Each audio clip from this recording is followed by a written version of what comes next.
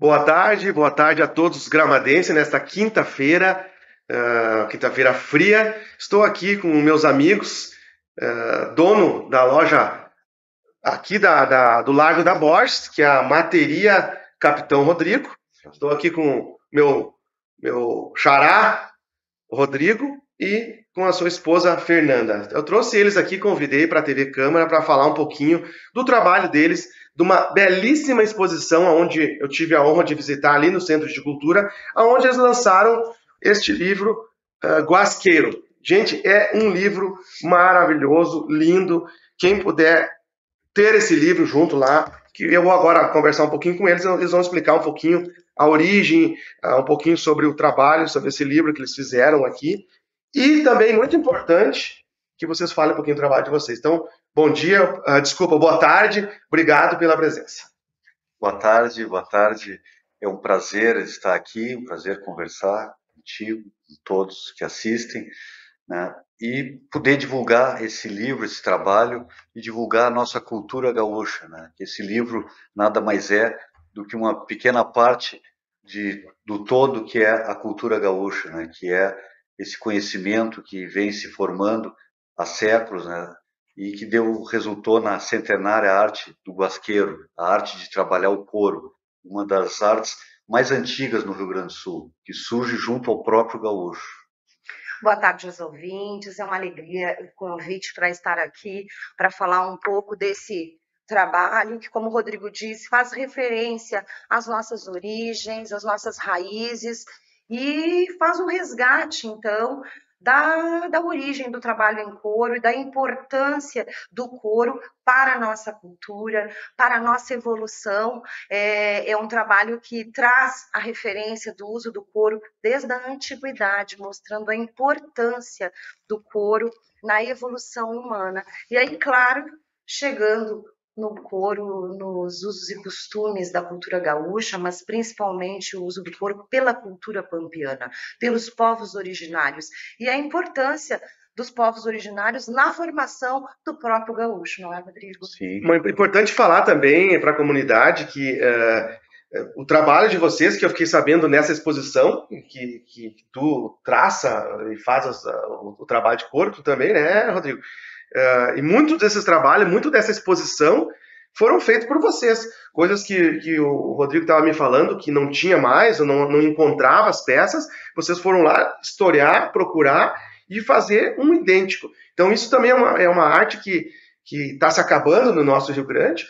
É importantíssimo, eu acho que a gente tem que valorizar muito. E gostaria que comentasse um pouquinho como é que surgiu isso, de onde é que vocês são, porque eu conheci vocês numa semana farroupilha, se eu não me engano, ali na Praça das Etnias, que vocês estavam cuidando de um galpão do município, aonde vocês vieram e já trabalharam também no Parque Gaúcho, né? Então ali eu conheci vocês e já vi um pouco da exposição, mas eu fiquei muito assim, muito surpreso com a imensidão de peça que vocês têm nesse acervo. Sim, sim. Esse é um trabalho muito antigo, né, que a gente há muitos anos preserva. Eu, desde a infância, comecei a aprender, né, me criei com a família no campo e na cidade, e no campo me despertou muito para os usos e costumes, para os ofícios antigos, né, o ofício da doma, o ofício de trabalhar na terra, de trabalhar com gado, trabalhar com ovelhas, e o ofício do couro, que era o ofício de consertar as peças, as ferramentas do uso diário no campo, de fazer as peças de equitação, as peças usadas na montaria, que são necessárias para o trabalho. Isso desde a infância me despertou o couro, a importância do couro, o couro usado para tudo no campo. O couro era tudo, né? Em locais que não tinha um arame para atar alguma coisa, se atava com tento, uma tira de couro. O tento é usado para tudo, para atar espora, para atar o poncho no arreio, para uma infinidade de coisas.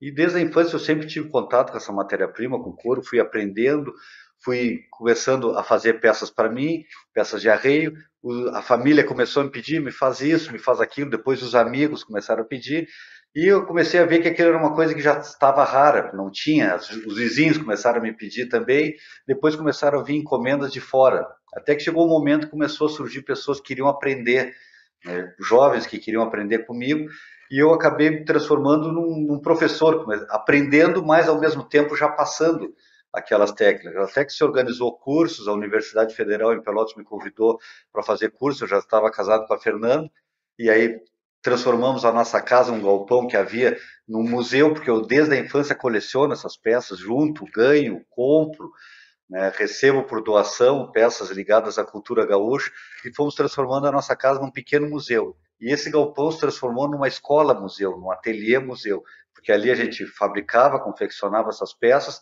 e transmitia essa cultura, essa arte do couro, né?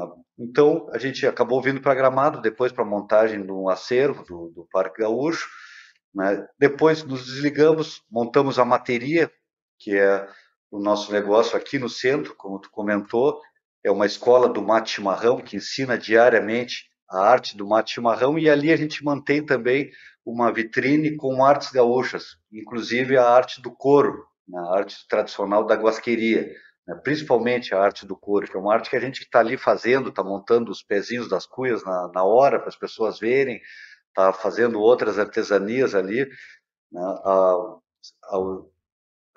na observação do público que passa ali, né, que fica apreciando aquela arte, né? Então, é uma arte que está ligada à minha vida desde a infância, me acompanha sempre. A Fernanda também despertou para essa arte, tem a formação em artes plásticas, então casou bem, né? Isso aí. E aí começamos de lá para cá, sempre envolvidos com essa cultura, principalmente a do couro. Surgiu a ideia lá em 2000, perto de 2000, quando a gente estava nas funções dos cursos para a universidade, se viu a necessidade de criar um manual de tranças, um livro que deixasse imortalizado ali essas técnicas, né? Que havia pouca coisa, havia livros na Argentina, né? Livros em espanhol, que ficava difícil aqui para nós entender um pouco em função da língua, e livros muito antigos, com poucas imagens, mais desenhos. Então a gente começou esse trabalho de fazer o livro. Depois, com o manual, acabou aumentando para se contar um pouco da história do E guasqueiro. aqui conta tudo. Exatamente. Conta Quando desde se o início. mergulha na história do guasqueiro, se mergulha na história do gaúcho também, porque uma coisa vai puxando a outra, né? Uma porta vai abrindo a outra, e aí resultou nesse livro aí de mais de 250 Antes da páginas. Fernanda falar, só quero dizer uma coisa, Fernanda, que eu reparei desde o início.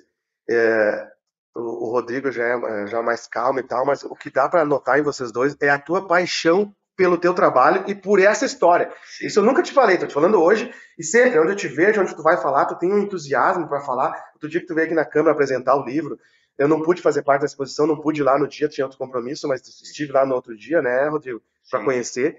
E tu tem uma paixão incrível por isso, assim, que tu transborda isso, a gente consegue notar. Isso é muito bonito. Que bom, Muito que bom. Eu fico muito contente, porque eu acho que através da fala, como tu disse que isso te tocou, né? Eu acho que através dessa comunicação e da forma de expressar, a gente consegue contaminar quem está junto, né? E realmente, eu tenho, a partir desse convívio com o Rodrigo, eu sempre tive essa ligação também, uma ligação ancestral, porque na minha casa era uma casa que se valorizava a arte. A minha avó tinha o talento da costura, então na casa da minha mãe, na casa da minha avó, a gente tinha um ateliê de costura. Então, naquele quarto de costura se bordava, tinha moldes. Então, eu fui criada naquele meio, né, das rodas de mate das minhas tias avós e sempre estimulada a tentar E bordar. tu trança também, né? E eu acabei... É trança que tu fala, Sim, né? Trança e trança bem. porque Trança bem. a gente tem um mestre, né, no bar, então eu sempre trabalhei com joias, né, com o trabalho de pedras, de fios, era algo que me encantava. E eu tive a oportunidade de mergulhar nesse universo, né, não só do couro, mas o universo do campo, indo para fora, convivendo com a família do Rodrigo. Eu tive acesso realmente a conhecer o verdadeiro, o genuíno gaúcho, né, essa gente do campo, a história do campo, da terra, do couro, e realmente me encantei.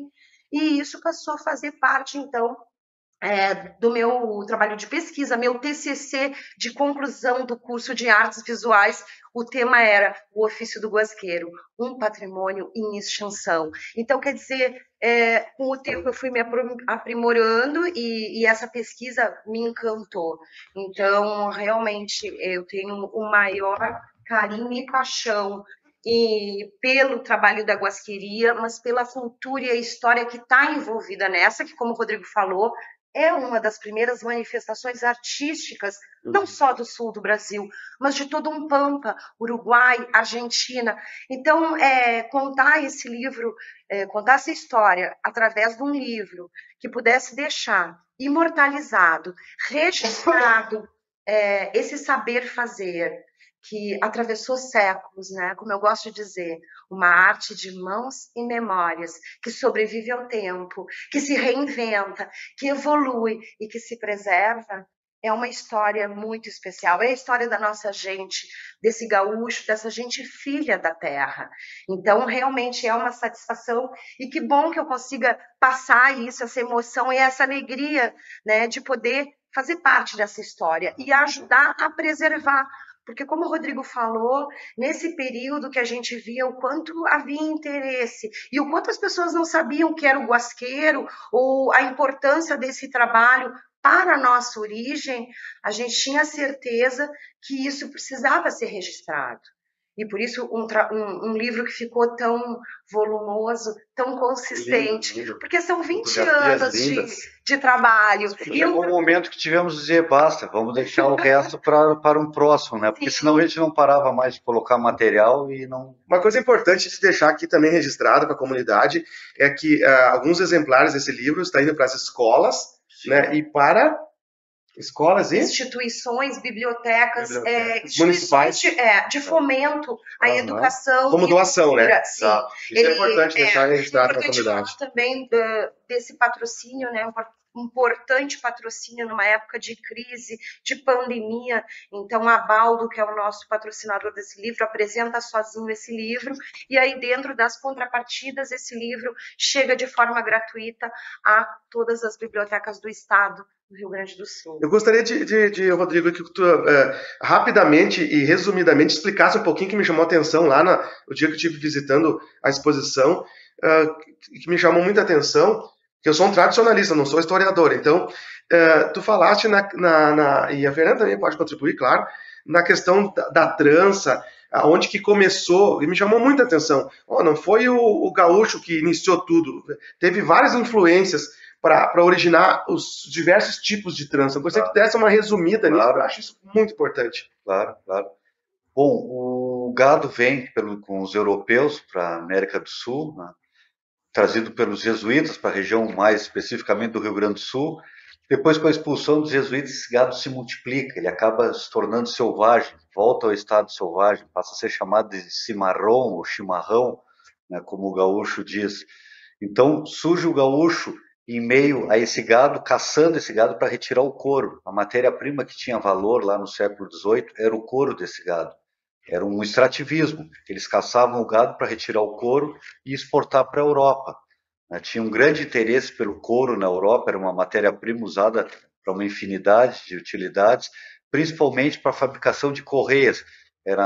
A Revolução Industrial estava começando, né, e precisavam de correias para mover as máquinas. Então, o couro, onde é que havia? Na América do Sul, era só caçar o gado e exportar. E o gaúcho surge caçando esse gado e precisava fabricar os seus artigos de montaria, precisava fabricar tudo que ele precisasse. Então, ele não havia onde comprar um chapéu, ele fabricava o chapéu com o couro da barriga do cavalo, da mula. Não havia onde comprar uma bota, ele fabricava com o couro da pata do cavalo, a chamada bota garrão de poto. E aí começa essa arte de trançar o couro, porque ao trançar o couro, a gente transforma o couro numa corda mais resistente, porque o espiral da trança faz ela ficar flexível, maleável e para esticar e não rebentar. Então é necessário trançar a corda para deixá-la ela forte. Daí que entra a mescla da cultura europeia com a cultura indígena. O europeu traz essas técnicas dos trançados, os marinheiros, né, trouxeram essas técnicas. O marinheiro, naquela época, chegava aqui na América do Sul e via o gaúcho a cavalo caçando gado livre, já abandonava aquela prisão que era os navios e se juntava nesses grupos e saía caçar gado junto. Daí que vem a influência da marinharia no gaúcho. São várias influências, não só nos trançados, mas na vestimenta, nos usos e costumes, no linguajar. A marinharia era o que dominava o meio de transporte naquela época. Então, teve muita influência do gaúcho da arte de marinharia. Então, essa mescla do índio, da habilidade do índio em trançar, As né? fibras naturais, As fibras né? naturais que ele já tinha, com essas técnicas que vêm da Europa, vai dar início essa arte de trançar, que é a arte da guasqueria. O gaúcho, nesses períodos de caça ao gado e nas lutas de fronteira, nas guerras, tinha esses períodos de ócio, ficava praticamente o inverno inteiro sem fazer nada, né? Porque não podiam caçar, as guerras, havia os intervalos entre as batalhas, e aí eles vão desenvolvendo esses trançados, porque ele queria sempre embelezar o seu cavalo. O único bem que o gaúcho tinha naquele momento era o seu pingo, como ele carinhosamente chamava o cavalo. Então ele se distinguia dos seus pares ali, embelezando o seu cavalo. Cada um queria superar o outro, os seus companheiros, na beleza do seu cavalo. Eles iam agregando prata também, porque a prata era um metal mais acessível aqui na América do Sul. Eles mandavam mulas para o Peru, para as minas de Potosí, recebiam a prata como pagamento. Então, recebiam também, em troca do couro, a prata. Então, eles iam adicionando a prata no couro também, junto com os trançados. E alguns queriam superar a prataria com os trançados, né? Com minanciosos trançados. Trançados, né? Diversos tipos de trançados. Sim. E aí que vai surgindo essa arte de decorar o cavalo, de adereçar o cavalo com finíssimos trançados que não existe em nenhuma outra parte do mundo, né? Nos Estados Unidos existe também por influência dos espanhóis, né? Mas não chega nem perto do que tem aqui no Rio Grande do Sul, essa beleza que tem dos trançados, de decorar todo o cavalo, né? É uma arte única no mundo. Pode-se considerar única, a arte da guasqueria, a arte do trançado, direcionada ao meio rural. E a gente traz esses registros, né, deixando ali, então, essas referências importantes que se preservam até hoje no nome dessas tranças, dessas técnicas, né, como corredores charruas, fazendo referência aos povos originários, ou então os corredores barqueiros, fazendo referência à marinharia portuguesa. Então a gente vê bem essa mescla presente e preservada agora com esse trabalho, né? Que era algo que a gente via muito necessário em função de não ser algo acessível, uma literatura estrangeira aqui, e principalmente essa dificuldade de conseguir entender uma receita, um termo em espanhol.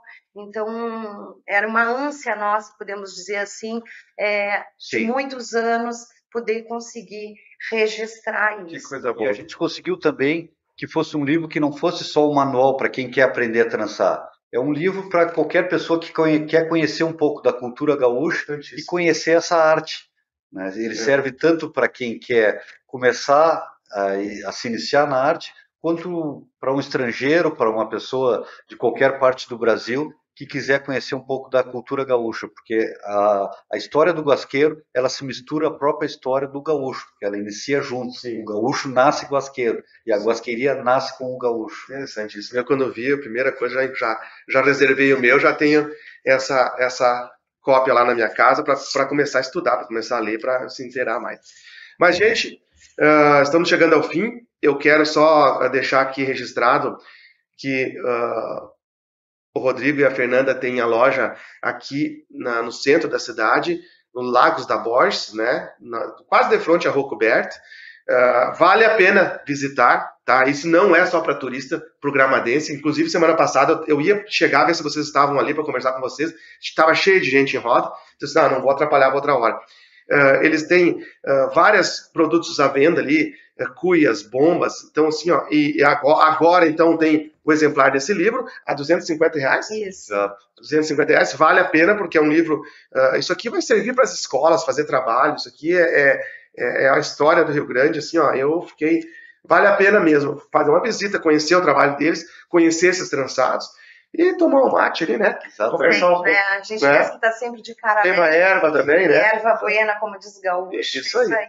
E uma coisa importante da gente colocar a respeito ainda do projeto, da obra literária, é porque a gente agora finaliza a edição, ele é um audiolivro. Eu não gosto de dizer um audiobook, sim, porque não é um audiolivro que vai estar disponível em todas as plataformas de todas as bibliotecas. Então, é extremamente acessível para qualquer pessoa, vai ali no podcast e vai podendo acompanhar com imagens, inclusive, o audiolivro. E o pessoal, eles têm Instagram, quem não tiver em Gramado, quem quiser visitar o Instagram, pode passar para... Tem imagens da exposição, né? Tá, qual o Instagram que é? É @RodrigoChilé, e @fervalente. Mas o mais fácil ainda é o @ da Materia Capitão Rodrigo, onde ali a gente tem uma websérie documental no canal do YouTube, que é uma janela do livro, também acessível a todos.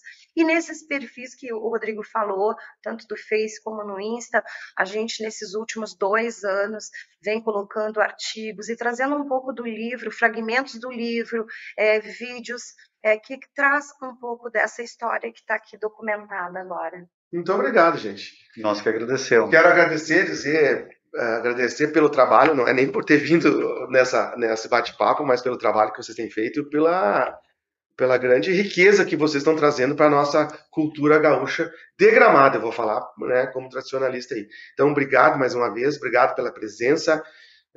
Vou deixar vocês também. E procurem o livro, vão lá conversar, que são 2 pessoas maravilhosas aí para a gente conversar. Falta tempo, né? A gente começa a falar, não para. Nós que agradecemos a oportunidade de estar aqui divulgando esse trabalho. Agradecemos a toda a comunidade gramadense que nos acolheu muito bem sempre, que sempre prestigia o nosso trabalho, sempre que pode. É um prazer estar nessa cidade que a gente adotou para a vida e para o trabalho, né? A gente tem o maior prazer de morar e de trabalhar aqui em Gramado. E muito obrigado pela oportunidade de estar aqui divulgando essa arte. É muito importante hoje estar aqui, não é a primeira nem segunda visita, mas é uma casa que faz questão de valorizar a cultura regional, a arte. A gente sabe que o futuro de uma cidade que trabalha com o turismo é a cultura. Cultura e turismo não se separam.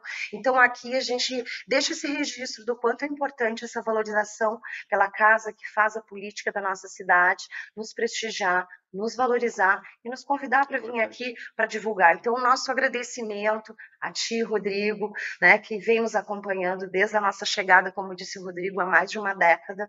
Né? Então, a gente fez questão de assinar esse trabalho com o nome Gramado, né, a Materia, que é um filho da gente, porque Verdade. É bem mais do que um negócio, né? É um comércio cultural que está ali recebendo para compartilhar história e cultura. É isso que faz a diferença. Então, nosso agradecimento a esse espaço aqui e vim contar um pouco dessa história. Muito obrigado. Aqui a gente falando aqui, vocês conversando, eu já pensando aqui, quem sabe vamos pensar um projeto aí para as nossas escolas em Gramado, quem sabe vamos fazer um projeto junto aí para levar essa cultura para as escolas. Vamos pensar. Agora me surgiu essa ideia aqui, quem sabe uma hora dessa eu vou lá visitar vocês, ver Transala, que eu quero ver, e a gente pode, quem sabe, pensar um projeto bom para nossas escolas em Gramado. Gente, muito obrigado, tá? Um bom final de dia, um bom final de semana a todos aí, fique com Deus aí, e mais uma vez, obrigado.